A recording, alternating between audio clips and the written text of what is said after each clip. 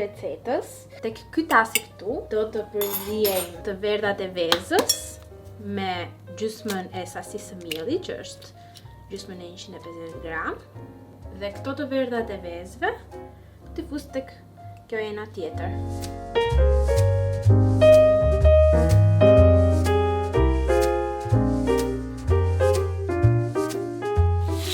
Do fus këtu gjysmën e akotës, paka shumë. Dhe do përziej sheqerin me verdhat e vezës.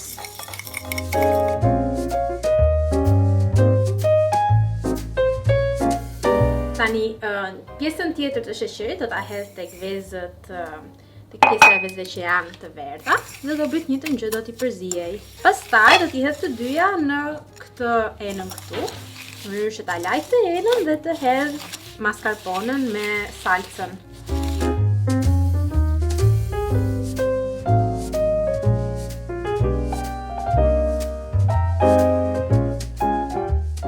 Tani pasi I hodha këtu tek e njëjta enë, do t'i përziej me këtë gjën.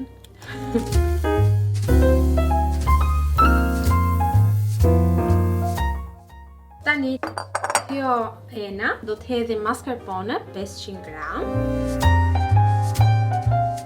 dhe 200 gram salcë posi pa kripë.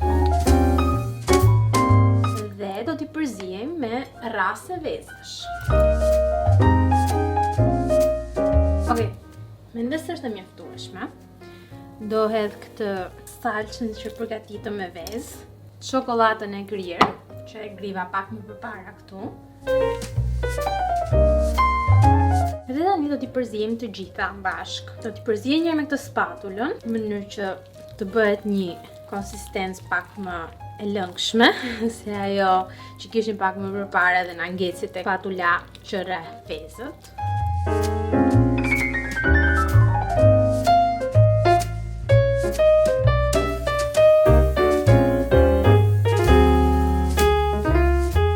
Kam përzier këtë masën, do marr një enë tjetër, edhe do hedh një gotë kafe të vakut, edhe do ta mbush edhe me 2 gota ujë, sepse mua nuk më pëlqen rumi, ose më saktë nuk e pilot, që I hedh ujë në vend të rumit. Do marr edhe tavën, sepse çdo biskot që do marrim, do ta lagim pak te ky lëngu që krijova, sa të zbuten pak dhe ta vendosim te tava. Do bëjmë të njëjtën gjë me të gjitha, derisa të mbushim gjithë rreshtin. Tani do mbushim një shtres me këtë pastën që krijuam me lëngun.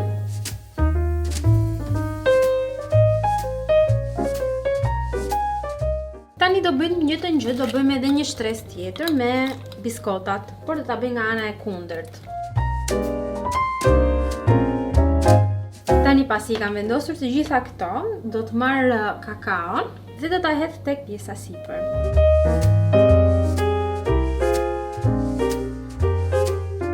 Tani pasi kemi mbaruar, do ta vendosim në frigorifer për deri në 3 orë dhe pastaj do ta presim dhe mund ta ham. Sa më vonë të hahet, aq më mirë, mund ta hani edhe pas një dite, që ky kremi të jetë pak më I trash, nëse ju ka dalë kaq I holl, ose nëse ju ka dalë I trash mjaftueshëm, mjafton 3 orë dhe mund ta hani.